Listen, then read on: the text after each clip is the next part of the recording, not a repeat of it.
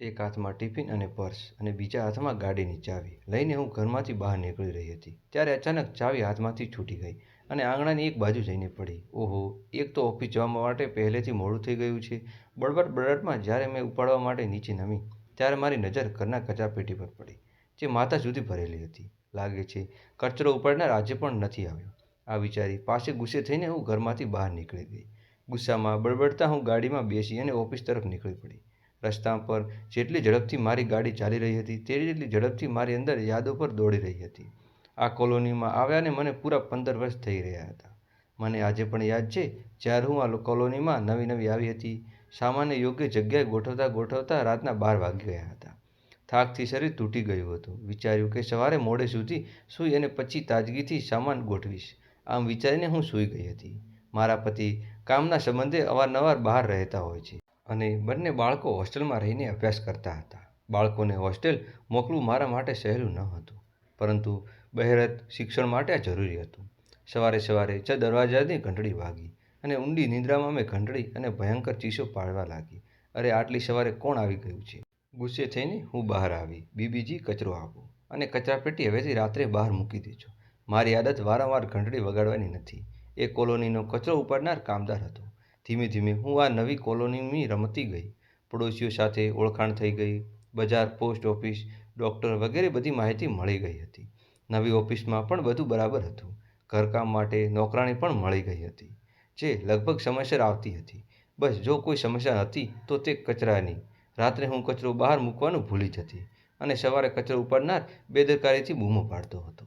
એક દિવસ ગુસ્સામાં આવીને મેં તેને કહી દીધું, કાલથી કચરો ઉપાડવા ન આવતો.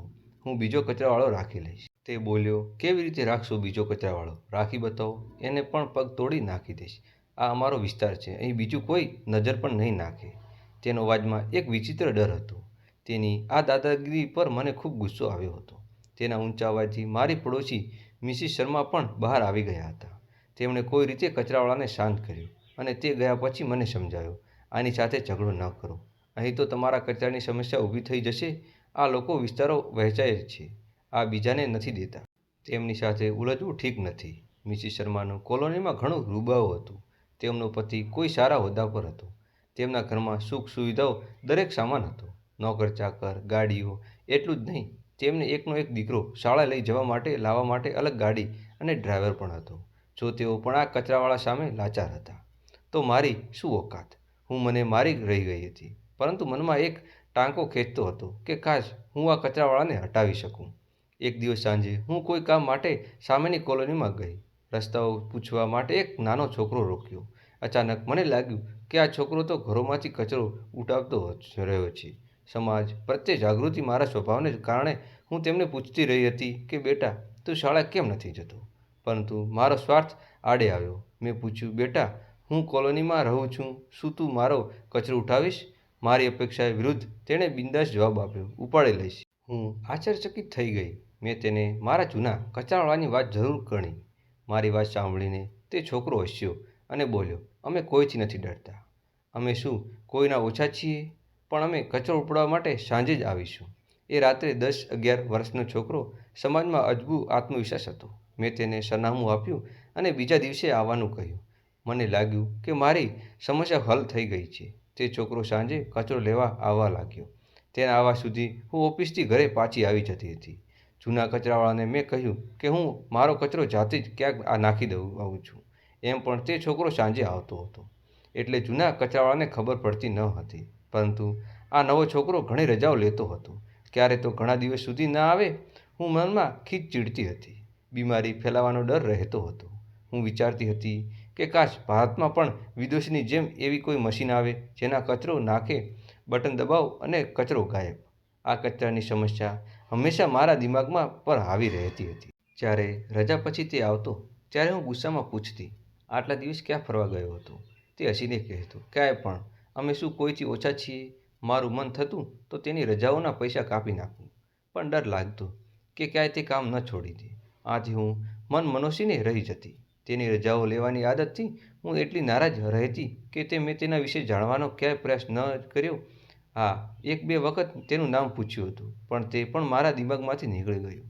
મેં ક્યારેય તેનું નામ પણ યાદ નહોતું રાખ્યું. ન તો તેના માતા પિતા કોણ છે, તે શાળા કેમ નથી જતો, શું ખાય છે, ક્યાં રહે છે, આવું કંઈ જાણવાની કોશિશ ન કરી. મારા રજાઓના દિવસે મિસ શર્મા ઘણીવાર મારી પાસે આવીને બેસતી. તેમની વાર્તાઓ વિશે તેમનો દીકરો જ હતો. તેમનો દીકરો શહેરની સૌથી મોંઘી શાળામાં ભણતો હતો. ઘરે પણ ખૂબ સારા શિક્ષકો ભણાવવા આવતા હતા. તેમના દીકરા પાસે મોંઘું એક કોમ્પ્યુટર હતું, મોંઘી વિડીયો ગેમ્સ અને સારું સ્માર્ટફોન હતું. તેઓ પોતાના બાળકોને ઉછેરી રસીને ઢબે કરતા હતા. મેં ક્યારેય તેમના દીકરાને કોલોનીમાં બાળકો સાથે રમતા જોયો ન હતો. ક્યારેક મને લાગતું કે મિસિસ શર્મા પોતાના દીકરાની ઓછી અને પોતાની ઈર્ષણીય વધુ વાતો કરે છે. છતાં મને તેમની સાથે વાત કરવી ગમતી, કારણ કે મારા બાળકો હોસ્ટેલમાં રહેતા હતા. તેમનો દીકરાને બહોત હું મારા બાળકની વાતો કરી લેતી. સમય પસાર થતો ગયો, જિંદગી ચાલી રહી હતી. મારા બાળકો પણ ભણીને મોટા શહેરમાં સારી કંપનીમાં નોકરીએ લાગી ગયા હતા. મિસિસ શર્માએ દીકરો જવાન થયો હતો. તે કચરાવાળો પણ, પરંતુ તેની આદત ન બદલાઈ. તે હજુ પણ ઘણી રજાઓ લેતો હતો, પરંતુ મારી પાસે તેને સહન કરવા સિવાય કોઈ વિકલ્પ ન હતો, કારણ કે જૂના કચરાવાળાની સવારની બેદરકારી હું સહન ન કરી શકતી હતી. આટલા વર્ષોમાં ભારતમાં એવી કોઈ મશીન ન બની કે કચરાનો નિકાલ કરી શકે. આ વિચારતા વિચારતા મેં મારી ઓફિસે આવી ગઈ હતું અને હું મારી આદતોમાંથી બહાર નીકળી. બળબડતા બળબડતા હું ઓફિસમાં પહોંચી. રોજની જેમ આજે પણ ઓફિસનો દિવસ ખૂબ જ વ્યસ્ત રહ્યો હતો. કચરો અને કચરાવાળાના વિચારો હું દિમાગમાંથી ઝપકી નાખતી અને કામમાં લાગી ગઈ હતી. સાંજે ઘરે આવી તો જોયું કે મારો પતિ હજુ આવ્યા ન હતી. જોકે તેઓ આજે આવવાના હતા. તે મારા માટે ચા બનાવી અને ચાનો કપ લઈને લોનમાં બેસી ગઈ. અચાનક મેં જોયું કે સફેદ ટી-શર્ટ અને બ્લુ જીન્સ પહેરેલો, હાથમાં મીઠાઈનો ડબ્બો લઈને કચરાવાળો છોકરો મારી પાસે ઊભો છે. તેણે પહેલીવાર મારા પગ છૂએ અને મીઠાઈ આગળ કરતાં કહ્યું, મેં નોન મેડિકલ યુનિવર્સિટી ટોપ કર્યું છે. આ બધું તમે લોકોને જે રજાઓ આ બદલ્યો છે, જે આ જબરજસ્ત લીધી હતી. દિવસે હું સરકારી શાળામાં ભણતો હતો એટલે સાંજે કચરો ઉપાડતો હતો, પણ પરીક્ષાના દિવસે હું સાંજે પણ ન આવી શકતો. કચરો ઉપાડતો એ મારા અભ્યાસનો ખર્ચો જરૂરી હતો. જો તમે લોકો મને સહયોગ ના આપોત અને હટાવી દોત તો હું આ બધું ન કરી શકત. તેની આ વાત સાંભળીને હું આશ્ચર્યચકિત થઈ ગઈ હતી. અચાનક મને તેનું એક વાક્ય યાદ આવ્યું. અમે શું કોઈથી ઓછા છીએ? યાદ આવ્યું. મેં પૂછ્યું, તે આ વિશે મને ક્યારે કેમ ન કહ્યું? તે હસીને બોલ્યો, આંટી, મેં ક્યારેય પૂછ્યું જ નહીં. તે કચરાવાળો છોકરો આવતો, કચરો ઉપાડીને ચાલ્યો જતો. તે શું કરે? આટલી રજાઓ કેમ લે છે? આ જાણવાની હુંએ ક્યારેય જરૂર ન સમજી, અને આજે જ્યારે મને એના વિશે ખબર પડી તો હું હેરાન થઈ ગઈ હતી. મારી આંખો ભરાઈ આવી હતી. સાંજે મને સમજાયું કે આટલા વર્ષો સુધી જેને હું માત્ર એક કચરાવાળો છોકરો સમજતી હતી, તે ખરેખર પોતાના સપનાઓને જીવવાનો એક યોદ્ધા હતો. તેણે મને આશીર્વાદ આપ્યા, તેની લાવેલી મીઠાઈ પણ ખાધી. તે કચરાવાળાને અચાનક મારી નજર ખૂબ ઊંચા થઈ ગયો હતો. જેને હું આટલા વર્ષોથી ઠપકો આપતી રહી, તે હંમેશા તેના પૈસા કાપવા ઈચ્છતી હતી. આજે મનમાં તેને આગળ અભ્યાસનો ખર્ચો ઉઠાવવાનો નિર્ણય કરી લીધો હતો. સાંજે જ્યારે મારા પતિ આવ્યો તો તેમણે બધું કહ્યું. તેમણે પણ આ ખુશીમાં મારો સાથ આપવાનું વચન આપ્યું. અરે, મિસિસ શર્માએ દીકરાનું પણ આજે રિઝલ્ટ આવ્યું હશે. તે નોન મેડિકલ પરીક્ષા આપી હતી. યાદ આવતું જ હું મિસિસ શર્માને ઘરે ગઈ. જોયું કે તેમનો ચહેરો ઉતરેલો હતો. તેઓ ઉદાસ અવાજે બોલ્યા, મેં મારા દીકરાને દરેક સુવિધાઓ અને એશોરામ આપ્યું, છતાં તે માંડ માંડ પાસ થયો છે. આજે અચાનક મિસિસ શર્માની ઈર્ષ્યાએ મને તે કચરાવાળાની ગરીબી સામે ખૂબ નાની લાગવા લાગી હતી. મિત્રો, જો તમને આ વાર્તા થોડી પણ ગમી હોય તો અમારી ચેનલને લાઇક, શેર અને સબસ્ક્રાઈબ કરવાનું ભૂલશો નહીં. ફરી મળશું નવી વાર્તા સાથે. ત્યાં સુધી ખૂબ ખૂબ આભાર. જય શ્રી રામ.